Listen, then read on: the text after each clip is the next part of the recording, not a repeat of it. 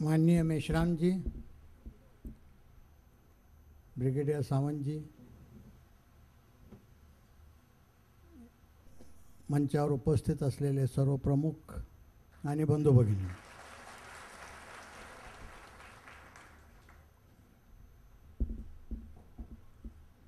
मी मराठीत याच्यासाठी बोलतो की पहिल्यांदा बोलण्याचा प्रॉब्लेम आहे आणि उर्दू किंवा हिंदीत बोलायचा प्रयत्न केला तर आणखीन प्रॉब्लेम येईल.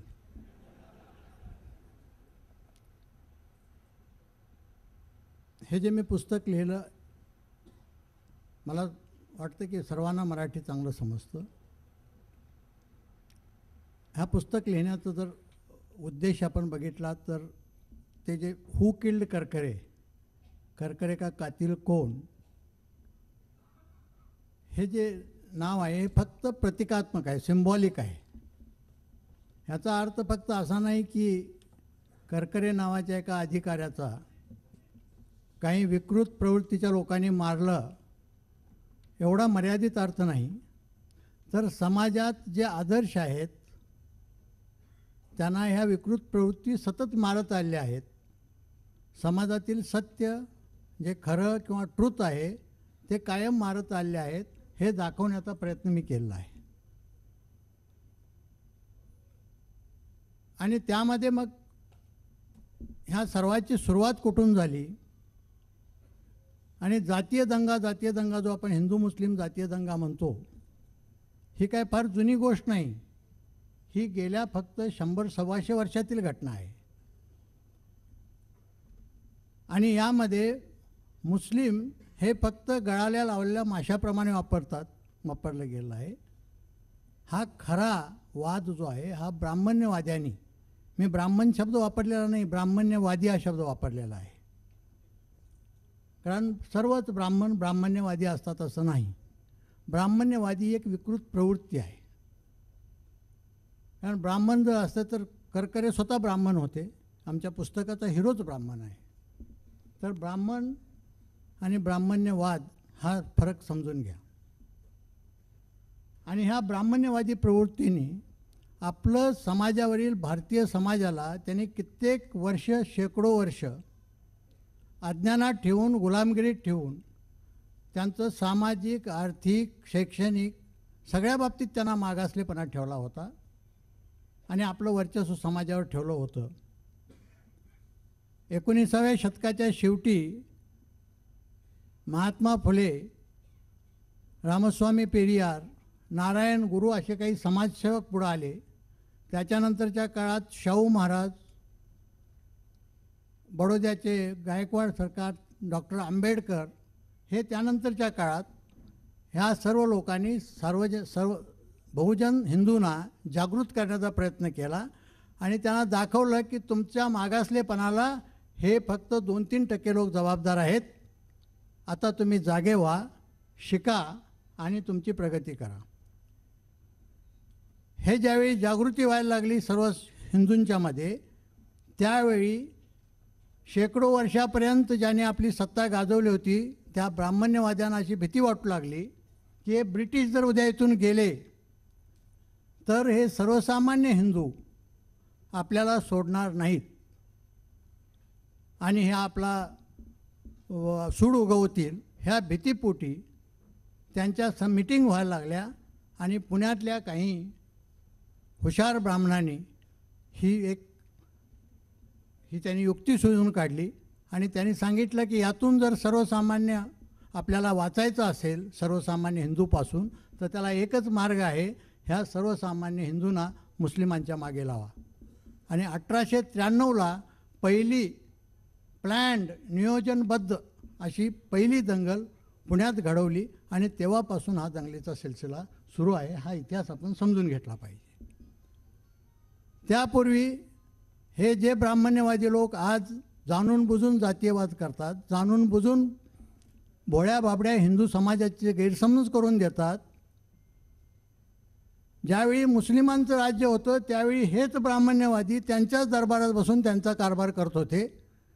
700 वर्ष त्यांनी त्यांच्याविरुद्ध काहीही चळवळ केली नाही, त्यांच्याविरुद्ध लोकांचं प्रबोधन केलं नाही. त्या काळात त्यांचा समाजावर आत्ता होता त्याच्यापेक्षा जास्त प्रभाव होता. त्यांनी मनात आणलं असतं तर त्यांना 2 वर्षसुद्धा इथं राहू दिलं नसतं.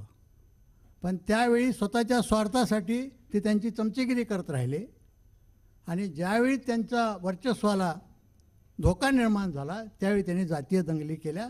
हा माझा याचा विषय आहे आणि तो विषय जो 1893 साली सुरू झाला ते करकर यांच्या हत्येपर्यंत तोच विषय तसाच सुरू आहे आणि ही लिंक आहे. ह्या काय वेगळ्या वेगळ्या गोष्टी नाहीत, ही लिंक आहे आणि ती लिंक मी ह्या पुस्तकात दाखवून दिली आहे. आणि ह्या जातीय दंगली घडवताना त्यांनी इंटेलिजन्स एजन्सी की जे शासनाचे कान आणि डोळे असतात, ज्याला आपण IB म्हणतो, ती संपूर्णपणे ताब्यात घेतली आणि शासनाचे कान भरायला सुरुवात केली. मेनस्ट्रीम मीडियामध्ये घुसले, मेनस्ट्रीम मीडिया ताब्यात घेतली आणि अशा रीतीने IBच्या द्वारे शासनाच्या डोक्यावर ताबा घेतला आणि मेनस्ट्रीम मीडियाच्या द्वारे जनरल पब्लिकच्या डोक्यावर त्यांनी ताबा मिळवला आणि त्यांनी ह्या जातीय दंगली घडवत आजपर्यंत हिंदू मुस्लिम यांच्यात कधीही एकी होऊ दिलं नाही. ते फूट पाडत आले आहेत. मग कुठलाही विषय घेतला तर तो ह्याच्यामध्ये थिअरीमध्ये बसतो, मग तो अयोध्येचा असो किंवा कुठलाही असो. अयोध्या ही एकच अयोध्या नाही. तुम्ही प्रत्येक जिल्ह्यात आणि तालुक्यात गेला तर गेल्या 50 वर्षात त्यांनी एखादं मंदिर, एखादं मस्जिद किंवा एखादा ईदगाह हा वादाचा विषय बनवून ठेवला आहे. हा पूर्वी कधीही नव्हता. तर हे वादाचा विषय बनवण्याचं कारण म्हणजे ह्या दंगली कायम चालू ठेवणे. अरे बाबा आता पुढे कोणाला आणू नका, डिस्टर्ब होतोय ते.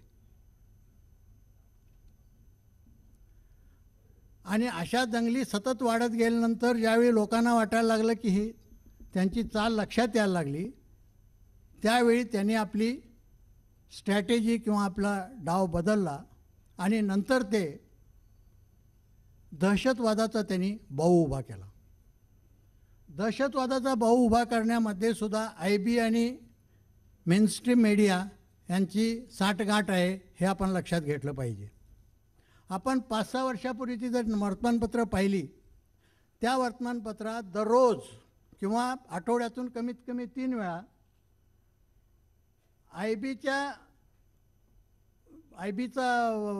IB अशा इन्फॉर्मेशन देत होती की अमुक अमुक ह्याच्यावर हल्ला होणार आहे, पार्लमेंटवर हल्ला होणार आहे, अमुक ठिकाणी हल्ला होणार आहे, अमुक VIP वर हल्ला होणार आहे, अमुक मंदिरावर हल्ला होणार आहे. अशा प्रकारच्या बातम्या आठवड्यातून कमीत कमी 3 वेळा IBच्या हवाल्याने सर्व वर्तमानपत्रात येत होत्या. माझा पहिला प्रश्न असा आहे की IBचं काम ह्या गुप्त बातम्या वर्तमानपत्रात देण्याचं आहे का? IBचं काम आहे गुप्त बातमी गुप्त ठेवणे, secret information to be kept secret, ती वर्कआउट करणे आणि जो काही अतिरेक्यांचा प्लॅन असेल तो धुळीला मिळवणे. मी कमीत कमी 54 उदाहरणं दिली आहेत अशा बातम्यांची, त्यापैकी एकही बातमी खरी ठरलेली नाही. पण त्याचा परिणाम असा झाला की एक मुस्लिम समाजाबद्दल, कारण ती बातमी देताना ते काही दहशतवादी नोन अननोन अस्तित्वात असलेल्या अस्तित्वात नसलेल्या संघटनांची नावंही देत होते. त्यामुळं एक मुस्लिम समाजाबद्दल एक गैरसमज निर्माण करायचं आणि असं काहीतरी एक भूत आहे असा बाऊ निर्माण करायचं त्यांचा केलं. ते कसं करत होते ह्याची मी थोडक्यात आपल्याला माहिती देतो. आणि मग हे सर्वसामान्य माणसं ज्याला इन्व्हेस्टिगेशन म्हणजे काय माहीत नाही, तपास म्हणजे काय माहीत नाही, ह्यांचा गैरसमज कसा होऊ शकतो हे मी सांगतो. तपास ते कसा करत होते. एखादा बॉम्बस्फोट झाला की पहिल्याच दिवशी बॉम्बस्फोटची बातमी येत होती. त्याच दिवशी कमीत कमी 2-4 ऑर्गनायझेशनची किंवा टेरर ऑर्गनायझेशनची नावं यायची की अमुक अमुक अमुक यांनी केल्याचा संशय आहे. तुम्हाला जर पहिल्याच दिवशी माहिती समजली होती ह्याचा अर्थ मग तुम्ही रोखू शकला, तुम्हाला माहीतच होतं. तुम्ही रोखू का शकला नाही हा पहिला प्रश्न. कुठलीही बॉम्बस्फोटाची माहिती बातमी काढा, पहिल्याच दिवशी तुम्हाला 4 ऑर्गनायझेशन 2-3 लोकांची नावं मुस्लिम लोकांची त्यात मिळून येतील. कुणीही त्यांना असा प्रश्न विचारला नाही की पहिल्याच दिवशी तुम्हाला हे कसं समजलं. त्याच्यानंतर 2-4 दिवसांनी आय बीचे लोक, वास्तविक आय बीचा आणि तपासाचा काय संबंध नाही, आय बीचं काम इंटेलिजन्स कलेक्शन, पण बहुतेक सगळ्या तपासामध्ये आय बीने येऊन हस्तक्षेप केला, इंटरफिअर केला आणि त्याने आपला रेडीमेड फॉर्म्युला आपल्या लोकल पोलिसांना देऊन लोकल पोलिसांच्या दबावाखाली त्यांनी पुढचा तपास करायला लावला. यातला बहुतेक सगळा तपास जर आपण कुठल्याही तपासाची कागदपत्र पाहिली तर त्यात तो पुरावा जो आहे, तो पुरावा काय आहे? एक, तो जो आरोपी कोण ते पकडलेला असतील तो पहिलाच पकडलेला असतो तर त्याचा कबुली जबाब. तो पहिल्यांदा पकडतात, अटक नंतर दाखवतात आणि पहिल्यांदा पकडून त्याला काही फोनवर बोलायला लावायचं मारहाण करून, आणि त्याने काही फोन असे काश्मीरच्या अमुक याच्याशी बोल, पाकिस्तानशी कुणाशी तरी बोल आणि असं बोलून मग त्याचं कॉल रेकॉर्ड्स काढायचे, ते कॉल रेकॉर्ड्स प्रोड्यूस करायचे. तिसरा पुरावा काय? रिकव्हरी. त्याच्याकडून काही हत्यारं, दारुगोळा किंवा एक्सप्लोजन्स हे सगळे रिकवर करायचे. आता रिकव्हरी किती सोपी आहे हे तुम्हाला माहीत नाही. सगळ्यांना वाटतं की रिकव्हरी झाली बाबा, तिच्या घरात फार मोठं प्रकरण आहे. रिकव्हरी काय कुणाच्याही घरात करू शकतात. ते रिकव्हरी मुख्यमंत्र्याच्या घरातून सुद्धा करू शकतात. रिकव्हरी पंचनामा ही सगळ्यात सोपी गोष्ट आहे. कुठलेही 2 पंच आणायचे आणि त्यांना सह्या करा म्हणून सांगायचं. वास्तविक पंचनामा म्हणजे काय? पंचनामा म्हणजे आपल्या त्या भागातील, त्या लोकॅलिटीतले रिस्पेक्टेबल पर्सन्सना आणून त्यांच्या समक्ष ज्या परिस्थिती दाखवायची आणि त्याप्रमाणे पंचनामा करायचा. कुठलाही रिस्पेक्टेबल पर्सन, कितीही सोशल ॲक्टिव्हिस्ट असो, कितीही एज्युकेटेड असो, पंचनाम्यासाठी जात नाही. त्याच्यासाठी पोलिसांच्याकडे रेडीमेड योजना आहे. पोलिसांच्याकडे योजना अशी आहे की त्यांच्या पोलीस स्टेशनच्या आजूबाजूला जे सायकल दुकानदार असतात, चहा टपरीवाले असतात, पानपट्टीवाले असतात, ते त्यांचे कायमचे पंच असतात आणि त्यांना बोलवायचं आणि त्यांना पंचनामा करायला, त्याच्या सह्या करायला सांगायच्या. त्यांना माहिती नाही त्यात काय आहे. त्यात काय असतं की आम्ही असं आम्हाला पोलिसांनी बोलवलं, आम्ही त्याच्या घरात गेलो, त्याची झडती घेतली, मग त्यामध्ये अमुक कोपऱ्यात असं वेपन्स मिळाले किंवा एक्सप्लोजन मिळालं, काय असेल ते, आणि मग ते आम्ही ते त्यातलं जप्त केलं, त्याचं सील केलं, त्याच्यावर आमच्या सह्या केल्या, पोलिसांनी आपल्या सह्या केल्या. हा पंचनामा. तर हा पंचनामा पोलीस स्टेशनमध्ये कुणाच्याही विरुद्ध कुणाच्याही करू शकतात, असा पंचनामा. आणि चौथा म्हणजे विटनेसेस, साक्षीदारांचे जबाब.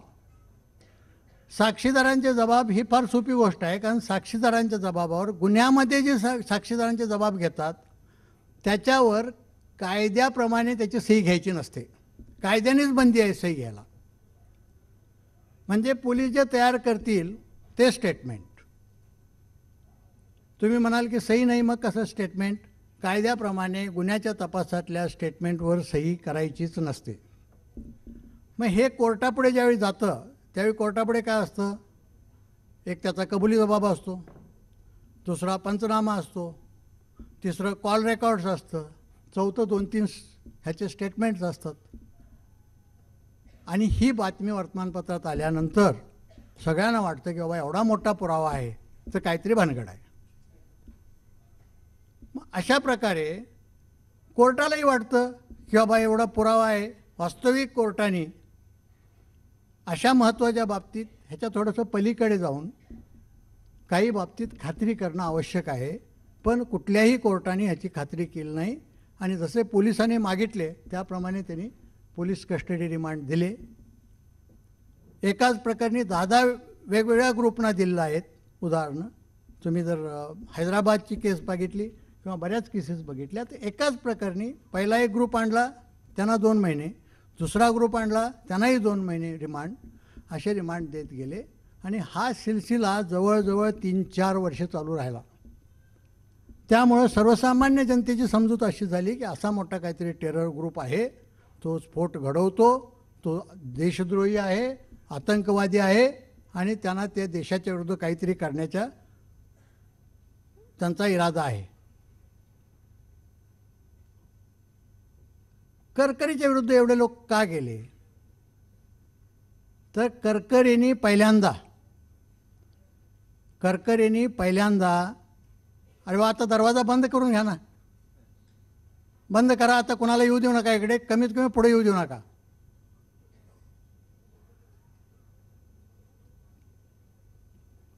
नाही फार डिस्टर्ब होतं रे बाबा. करकरींनी पहिल्यांदा तर नांदेड बॉम्बस्फोट झाला की तो मी दैवी समजतो त्याला, कुदरती डिटेक्शन, की त्यामध्ये ते करत असतानाच स्फोट झाला, 2 मेले, 2 जखमी झाले. त्यामुळे तर त्यांना काय करायला चान्सच नव्हता. त्याच्यानंतर मालेगाव बॉम्बस्फोटमध्ये करकरींनी प्रामाणिकपणे तपास केला. IBने जो रेडीमेड फॉर्म्युला दिला तो त्यांनी नाकारला. तो म्हटला मी माझ्या पद्धतीने तपास करणार. आणि त्यांनी तपास करताना ह्यामध्ये पूर्वी जे सगळे तपास केले होते हे कसे चुकीचे होते. मग तो मालेगावचा तपास असो, हैदराबादच्या मक्का मशिदीचा असो, अजमेरचा असो, समझोता एक्सप्रेसचा असो, ह्या सगळ्या तपासात पूर्वी अनेक मुस्लिम आतंकवादी काही यांची नावं होती, ज्यात अनेक तरुण अटक केले होते. ते सगळे खोटे असल्याचं निष्पन्न झालं आणि त्यामध्ये सगळे दुसरेच आरोपी निष्पन्न झाले. जे स्वतःला देशभक्त म्हणून देशभर डांगोरा पेटवत होते तेच देशद्रोही असल्याचं त्यात सिद्ध झालं. आणि हाय त्यांचं दुःख. त्यांचं दुःख ते आहे, करकरी विरुद्ध त्यांचं जे राग आहे तो हा आहे. करकरी विरुद्ध दुसरा राग त्यांचा काय आहे? कारण करकरीने शोधून काढलं की तुम्ही जो तपास करून जनतेचीच नाही, ज्या तरुणांना अटक केले त्यांचे आई वडीलसुद्धा ते म्हणत होते की पोलिसांनी एवढं प्रोड्यूस केलं आहे म्हणजे काहीतरी खरं असेल, आपल्या पोरं काय करत आहे आपल्याला माहीतच नव्हतं. त्यांच्या आईवडिलांनासुद्धा वाटत होतं की आपल्या पोरांनी हे केलं आहे. तर करकरींनी हे सगळं शोधून काढलं आणि ह्या तपासात करकरींनी 2 लॅपटॉप जप्त केले आणि ते लॅपटॉप सर्वात महत्त्वाचे आहेत. आणि ते लॅपटॉपसाठी त्यांना मारलं हे मी अगदी छातीठोकपणे आपल्याला सांगतो. त्या लॅपटॉपमध्ये असं काय होतं, त्या 2 लॅपटॉपमध्ये असं काय होतं की करकरेला त्यांना मारणं आवश्यक वाटलं. त्या लॅपटॉपमध्ये जवळजवळ त्यांच्या 20 मीटिंग झाल्या. अभिनव भारत नावाची जी संघटना स्थापन झाली, अभिनव भारत या संघटनेचा उद्देश होता की आर्यावर्त हिंदू राष्ट्र. त्यांनी हिंदू राष्ट्र फक्त म्हटलेलं नाही, हिंदू राष्ट्र म्हटलं की मग सगळे येतील आपलं हे करायला, मग मराठा येतील, दलित येतील, म्हणून त्यांनी आर्यावर्त हिंदू राष्ट्र करण्यासाठी ही अभिनव भारती संघटना स्थापन झाली होती. त्यांच्या ज्या काही 20-22 मीटिंग देशभरात झाल्या होत्या महत्त्वाच्या, त्या सगळ्याचं रेकॉर्डिंग करून ते त्यात फीड केलं आहे त्या 2 लॅपटॉपमध्ये. आणि त्यातल्या फक्त एका मीटिंगचा भाग मालेगावच्या बॉम्बस्फोटच्या चार्जशीटसोबत जोडलेला आहे. ते पूर्वी काम करकरींनीच केलं असल्यामुळं ते टाळू शकले नाहीत. जरी करकरींच्या हत्येनंतर तो चार्जशीट गेला असेल तरी करकरीने सगळं काम पूर्ण केलं होतं, त्यामुळे ते टाळू शकले नाहीत. ते चार्जशीट सोबत आजही आहे आणि चार्जशीट सोबत ते आहे याचा अर्थ ते पब्लिक डॉक्युमेंट आहे, कुणालाही मिळू शकतं. ते मलाही मिळालेलं आहे. त्यामध्ये आहे काय? त्यामध्ये अशी माहिती आहे की आपल्याला आर्यावर्त हिंदू राष्ट्र स्थापन करायचं आहे. आपला या घटनेवर विश्वास नाही, आपण ही घटना मानायची नाही, आपण हे दुसरं जे राष्ट्र करायचं आहे त्याची वेगळी घटना करायची आहे. ती घटना कशावर आधारित असेल, ते संविधान कशावर आधारित असेल, ते संविधान मनुस्मृती जी आहे त्या मनुस्मृतीसारख्या 14 स्मृती होत्या, त्या 14 स्मृतीवर आधारित राहील असं त्यांच्या त्या डिस्कशनमध्ये आहे. आणि वेद आणि म्हणून त्या स्मृती, मनुस्मृती आणि इतर स्मृती ह्याचा आधारावर आपली घटना राहील. ह्याच्यासाठी आर्म, ॲम्युनिशन, इक्विपमेंट आणि एक्सप्लोजिव्ज हे मिळवून देण्याची जबाबदारी त्या मीटिंगमध्ये स्वतः कर्नल पुरोहितने घेतलेली आहे. त्यासाठी लागणारे लोक पुरवण्याची जबाबदारी प्रज्ञासिंग ठाकूरने घेतलेली आहे. आणि कुठं कुठं स्फोट करायचे, कसे कसे करायचं हे त्यात ठरलेलं आहे. आणि असं करून अराजक निर्माण करायचं आणि नंतर आपलं हिंदू राष्ट्र स्थापन करायचं, टेक ओव्हर करायचं, हा त्यांचा प्लॅन. त्याच्यासाठी आपल्याला परकीय राष्ट्रांची मदत पाहिजे. तर त्यांनी नेपाळच्या राजाशी बोलणी केली, त्यावेळचा राजे. त्यांनी त्यांना सांगितलं की मी तुमच्या लोकांना ट्रेनिंग देतो आणि तुम्हाला AK-47 रायफल्स मिळवून देतो. त्यांचं डेलिगेशन ह्या अभिनव भारतवाल्यांचं इस्रायलला गेलं. त्यांनी 4 मागण्या केल्या की आमच्या लोकांना ट्रेनिंग द्या, आमचं हिंदू राष्ट्राला तुम्ही मान्यता द्या आणि आमचा झेंडा तेल अवीवमध्ये लावायला परवानगी द्या, आमची बाजू तुम्ही युनोमध्ये मांडा आणि आम्ही जर इथून आम्हाला बाहेर लावलं, पळवून लावलं तर आम्हाला आश्रय द्या. त्यापैकी इस्रायलने सांगितलं फक्त 2 बाबी तूर्त आम्ही मान्य करू. एक, तुम्हाला ट्रेनिंग देऊ, इक्विपमेंट देऊ, तुम्हाला राजाश्रय देऊ, पण तूर्त आम्ही तुम्हाला मान्यता देणार नाही आणि तूर्त आम्ही तुमची बाजू युनोमध्ये मांडणार नाही. पण तुम्ही काहीतरी करून दाखवा, show us something on the ground, काहीतरी करून दाखवा. मला वाटतं ते करून दाखवण्यासाठी ते स्फोट घडवून आणत होते. तर ह्या सर्व गोष्टी ह्यात आहेत. इथंच ते थांबलेले नाहीत, इथंच ते थांबलेले नाहीत. त्यांनी जे जे बंडखोर गट आपल्या इतर आहेत नागालँडमध्ये, त्या नागालँडमधल्या बंडखोर गटाशी त्यांनी संधान बांधलं. नागालँडमध्ये बंडखोरांचं पॅरलल गव्हर्मेंट आहे. तर हे लेफ्टनंट जनरल कर्नल थोरा आपले पुरोहित ज्यावेळी तिथं होते ना 1993मध्ये, तेव्हापासून त्यांनी आपले संबंध ठेवले होते. त्यात ते स्वामी जे दयानंद पांडे आहेत त्यांना आपली हे रिपोर्ट सादर करायला लागले त्या याच्यामध्ये मीटिंगमध्ये. ते म्हणतात की मी 1993 साली नागालँडमध्ये असताना मी ह्या गटाशी संधान बांधले होते. त्यांचा जो डिफेन्स मिनिस्टर होता बंडखोर गटाचा, त्याच्यावर भारतीय शासनाचा फार प्रेशर होतं. तर त्याला पळून जाण्यासाठी मी मदत केली होती आणि माझ्या जीपमधून त्याला मी बाहेर काढला होता. त्याची जाण त्याला अजूनही आहे. माझी बदली झाल्यानंतर तिथे कर्नल राहीरकर म्हणून ह्याच अभिनव भारताचे, त्यांची तिथं बदली झाली. राहीरकरांनी परत त्यांच्याशी संबंध तसेच चालू ठेवले आणि आज हे बंडखोर इतके खुश आहेत की त्यांनी आम्हाला 7 वर्ष अनकंडिशनल सपोर्ट जाहीर केला आहे. म्हणजे हे त्यांचे बंडखोरांशी संबंध. नेपाळमध्ये जे काही राजा मोनार्की तिथे होती, त्याच्या बाजूचे जे काही गट होते ते पळून तिथली राजेशाही नष्ट झाल्यानंतर ते भारतात आले. त्यांच्याशी संपर्क साधला आहे आणि त्यांच्याशी काय झालं हेही यामध्ये आहे. म्हणजे देशविरोधी जितक्या घटना करायच्या त्या सर्व त्यांनी केलेल्या आहेत. हे फक्त एका मीटिंगचा हे आहे यात वृत्तांत. अशा 20 मीटिंग्स त्या 2 याच्यामध्ये आहेत लॅपटॉपमध्ये. तर आमची आता मागणी आपण सर्वांनी अशी केली पाहिजे की त्या दोन्ही लॅपटॉपमध्ये सर्व मीटिंगचा वृत्तांत आता बाहेर करा आणि त्याची चौकशी करा. म्हणजे यांचे किती डेंजरस प्लॅन होते ते सगळ्या देशाला एकदा कळू दे.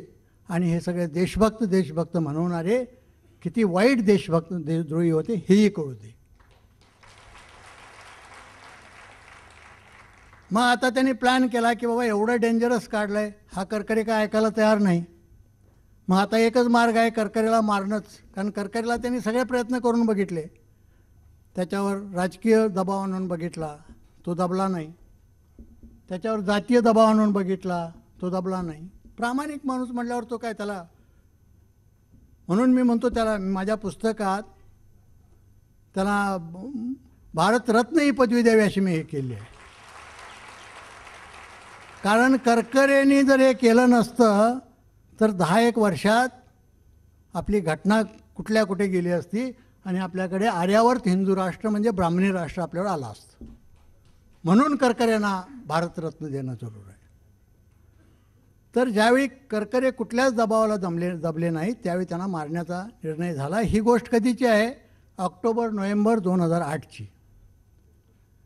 हे विचार करत होते, हे सगळे ब्राह्मण्यवादी, मग अभिनव भारत असो, RSS असो, VHP असो, यांची नावं काही असू देत, हा ब्राह्मण्यवादी एक जो कोअर ग्रुप असतो तो अदृश्य असतो. RSSमध्ये सुद्धा सगळेच ब्राह्मण्यवादी नाहीत, तुम्हाला सांगून ठेवतो. RSS हा सुद्धा आता हिंदूसारखा समावेशक असा गट झालेला आहे. त्यांना वाटतं की आपण RSSमध्ये आहे वगैरे, काही नाही. त्यातला जो आतला गट आहे कोअर ग्रुप, ज्याला आपण गाभा म्हणतो, हा गाभा फार वाईट आहे त्यांचा. हा गाभा पिकला की बाकीचे गाभे गोड होतात, हा जास्त कडू होतो आणि बाहेर पडतो. आणि तसा हा अभिनव भारतचा गाभा बाहेर पडला आणि मग त्यांनी हे सगळं सुरू केलं होतं. त्यामुळे मी आता RSSही म्हणत नाही, हिंदूही म्हणत नाही, मी फक्त ब्राह्मण्यवादी म्हणतो. ब्राह्मणी म्हणत नाही, ब्राह्मण्यवादी. कारण हा जो कडू गट आहे त्याच्यावर आपलं लक्ष पाहिजे. तो किती कडू आहे हे आता पुढच्या घटनेवरून आपल्या लक्षात येईल. मुंबईचा अटॅक ऑक्टोबर-नोव्हेंबरमध्ये हे चालू होतं. करकरेला मारण्याचे प्लॅन ज्या काही ब्राह्मण्यवादी संघटना, IB मधले ब्राह्मण्यवादी अधिकारी, इवन मीडियामधले ब्राह्मण्यवादी मुख्य लोक, ह्यांच्या ते सुरू असतानाच एक अतिशय महत्त्वाची घटना घडली. 18 नोव्हेंबर 2008 साली एका अमेरिकन एजन्सीने आपली रॉ नावाची जी संघटना आहे की जी देशाच्या बाहेरचं इंटेलिजन्स बघते, त्यांना माहिती दिली की बाबा आज रोजी म्हणजे 18 नोव्हेंबरला पाकिस्तानची लष्कर-ए तोयबाची बोट ही मुंबईमधल्या काही हॉटेलवर अटॅक करण्यासाठी निघालेली आहे. त्यांची मीटिंग सुरू असताना त्यांनी सांगितलं की आत्ता त्यांचे अक्षांश रेखांश लॉंगिट्यूड लॅटिट्यूड हे 30 आणि 34 आहेत. त्यांचं अंतर अमुक इतकं आहे आणि ते 4-5 दिवसात मुंबईमध्ये पोचणार आहेत. माझ्या 30-35 वर्षाच्या सर्व्हिसमध्ये इतका स्पेसिफिक इंटेलिजन्स कधीही मिळाला नव्हता. हा स्पेसिफिक इंटेलिजन्स. रॉनी काय केलं की बाबा हा इंटेलिजन्स आपलं तरी काम बाहेरचं आहे, ही जबाबदारी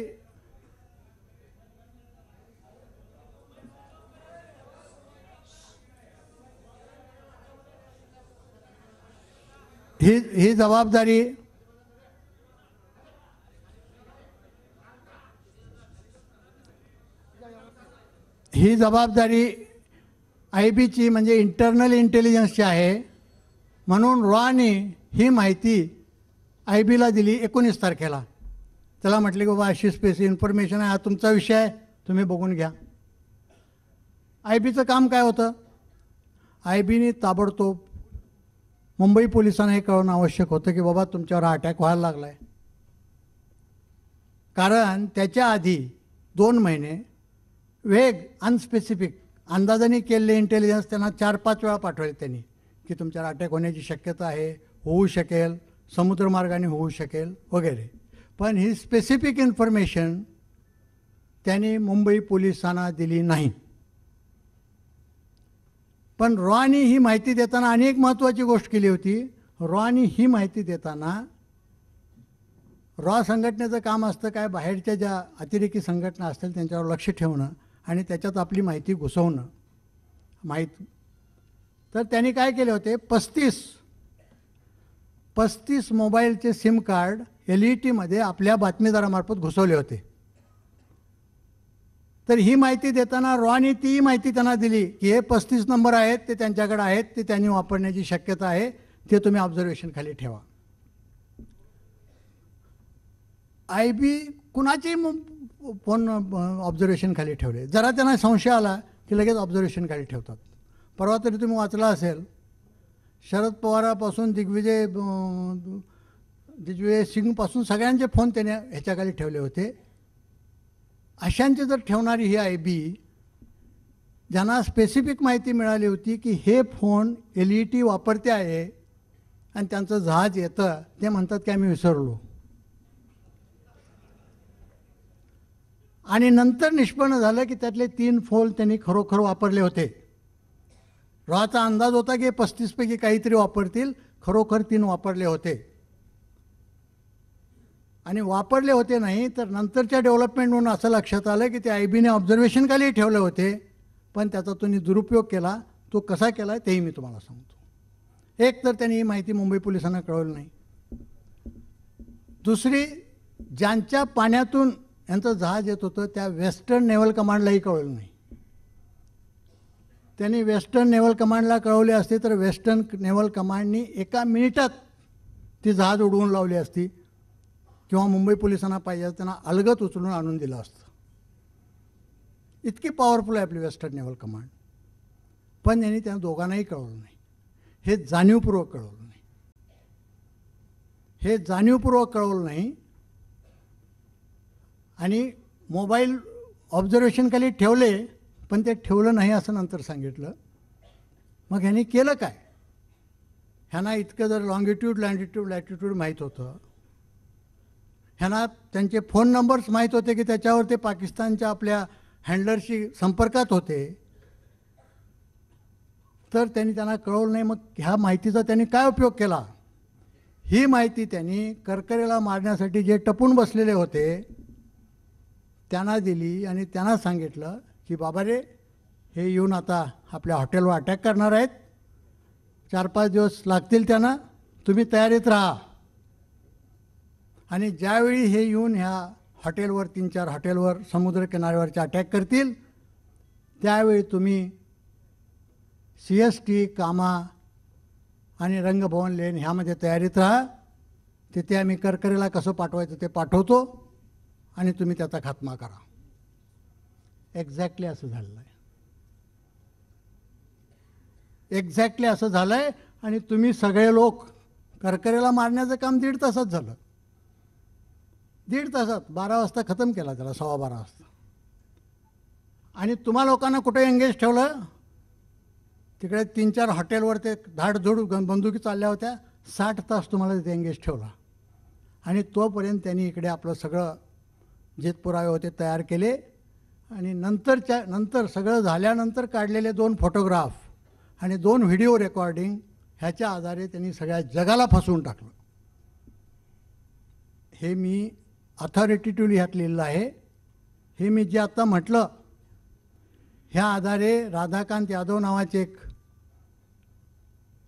थोर लोहियावादी आहेत, त्यांनी हायकोर्टात याचिका दाखल केली. ती याचिका दाखल झालेली आहे आणि मुंबई कमिशनरना ह्या प्रत्येक पॉईंटवर तुम्ही तुमचं शपथपत्र दाखल करा, असा हायकोर्टाने 2 दिवसापूर्वीच निर्णय दिलेला आहे. आणि अजमल कसाबला फाशी देणं काय झालं आहे? त्यांनी असं एक क्रिएट निर्माण केलं, लोकांच्या डोक्यात असं एक विषय बसवला की लोकांना कळूच नाही. म्हणजे आजपर्यंत त्यांनी जे फसवत आले त्याचा अगदी कळस कुठं झाला असेल तर बॉम्बे अटॅकच्या केसमध्ये कळस झालेला आहे.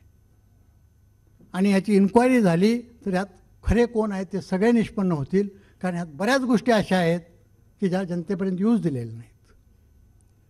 तिथले जे खरे अतिरेकी होते CSTवरचे, त्यांचे 2 मोबाईल खाली पडले. त्या मोबाईलचं सिम कार्ड बघितल्यानंतर ते साताऱ्याचे असल्याचे निष्पन्न झालं. 1-2 दिवस बातमी आली ते साताऱ्याचे आहेत. तिथली एक प्रमुख व्यक्ती त्यात इन्व्हॉल्व आहे. त्याच्यानंतर त्याचा तपासही बंद, बातम्याही बंद. कामा हॉस्पिटलमधले जे 2 होते ते अस्खलित मराठी बोलले असं महाराष्ट्र टाइम्समध्ये 29 तारखेला आलं. ते आल्याबरोबर एक IAS officer, senior IAS officer, आरोग्य खात्याचे सचिव,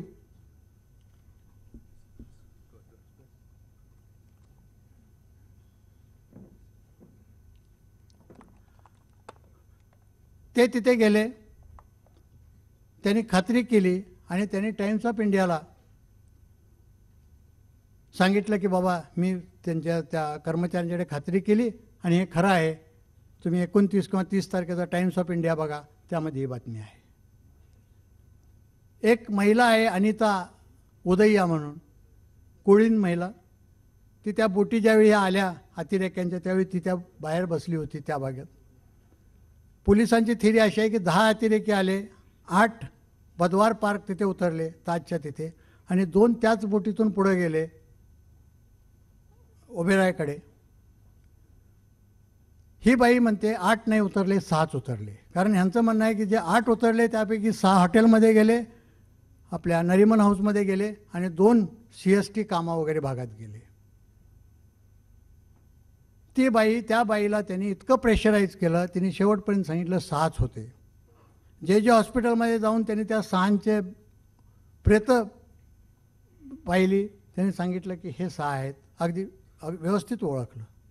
तिला प्रेशराईज करण्यासाठी तिला बेकायदेशीरपणे अमेरिकेला नेलं, तिथून तिला आणलं. तिने आल्यानंतर कंप्लेंट केली की मला बेकायदेशीरपणे घेऊन गेलं, पण पोलिसांनी त्याचं काय ऐकलं नाही. तिचं नाव ते साक्षीदाराच्या यादीतूनच काढून टाकलं आणि तिच्यावरच गुन्हा दाखल केला.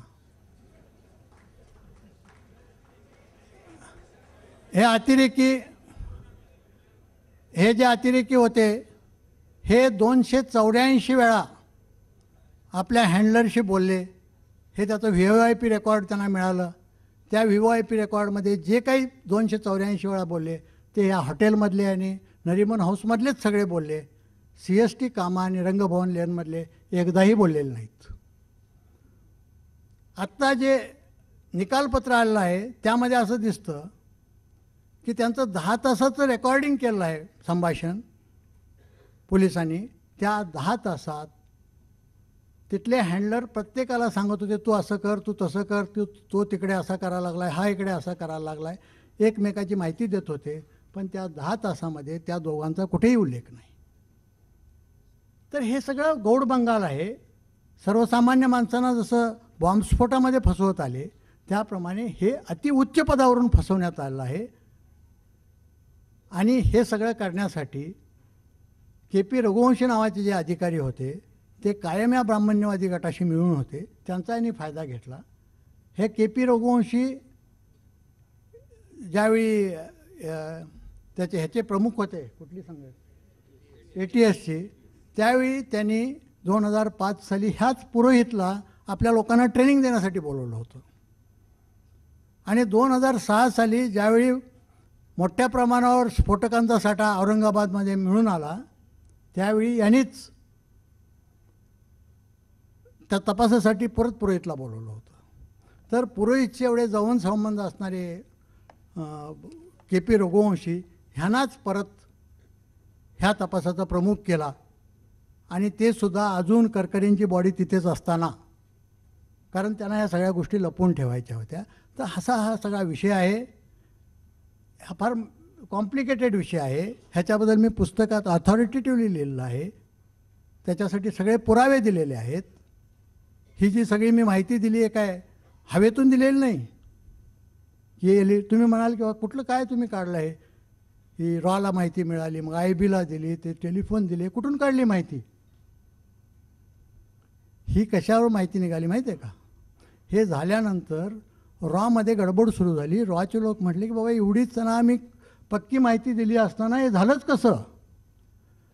त्यांनी फार गडबड सुरू केल्यानंतर होम मिनिस्ट्रीने याची इंटरनल इन्क्वायरी केली.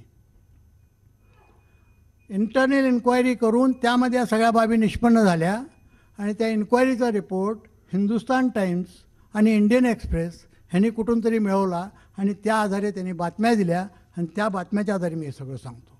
त्यांनी सांगावं आपला रिपोर्ट खोटा आहे म्हणून, त्यांनी सांगावं आम्ही अशी इन्क्वायरीच केली नाही म्हणून.